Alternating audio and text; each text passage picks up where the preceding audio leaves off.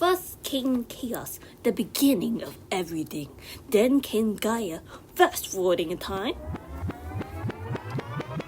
It's now the Bronze Age. This is where it's time for Great Court. Order in the court.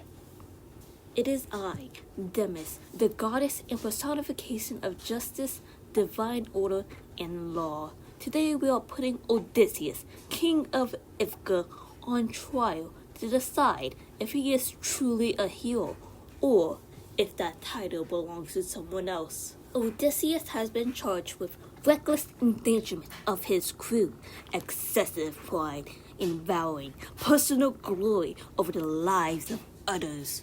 Bring in the first witness, Eurylochus.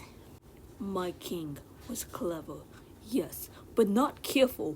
I have always respected him for his great strategy. However, our leader did not take his men into consideration, focusing only on his own desire to reach home. Time after time again, his decision brought us to the brink of destruction. Because of his choices, many of us died before ever seeing home. His rash actions cost our lives. I began to doubt his leadership when he brought us to Circe Island and risked us to turning into animals. Later, he was so consumed by his own plans that we were starving. That's why I convinced our men to slaughter the cattle. Odysseus simply did not consider the consequences. I did everything I had to do to survive.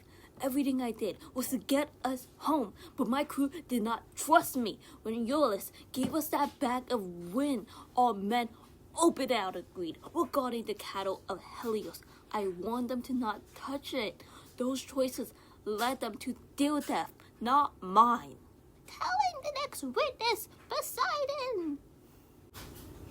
Odysseus has came a long way, but his actions has angered me. Had he not revealed his name to my son just to satisfy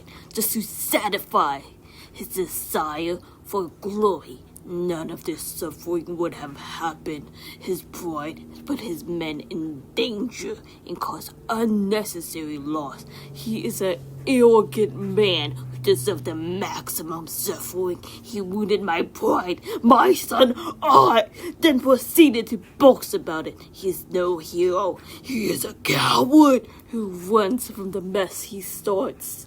The court now calls the enslaved woman of the Cyclones. That monster, Odysseus, his men ruthlessly attacked our city. They killed our men and enslaved us. Odysseus and his crew was carried away by their own greed.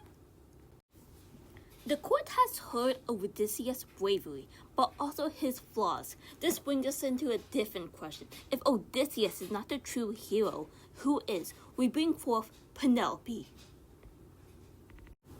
While Odysseus fought monsters, I fought with time. For 20 years, I waited.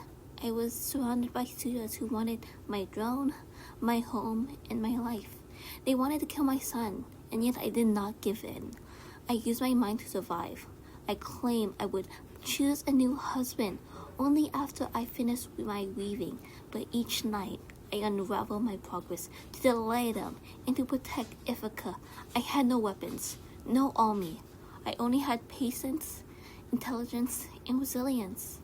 I endured it all in the hope of my dear husband returning home.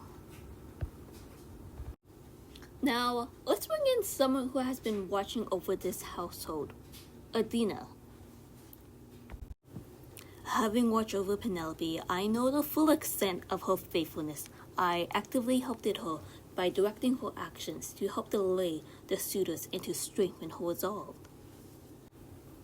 With this in mind, I would like to discuss loyalty and faithfulness. Penelope has remained loyal to her husband for 2 decades. However, Odysseus did not show the same level of commitment as he formed relationships with Circe and Calypso. This is where the court has reached its final decision. A true hero is not measured only by his strength or her strength in battle, but by the ability to endure hardships, remain loyal, and protect others. While Odysseus did show courage and intelligence, his pride was reckless and caused great suffering. Where Penelope demonstrated something even greater. Odysseus fights for recognition, but Penelope endures without the promise of rewards. Therefore, it is this ruling of this court that Odysseus is a flawed figure, and Penelope is the true hero of the story.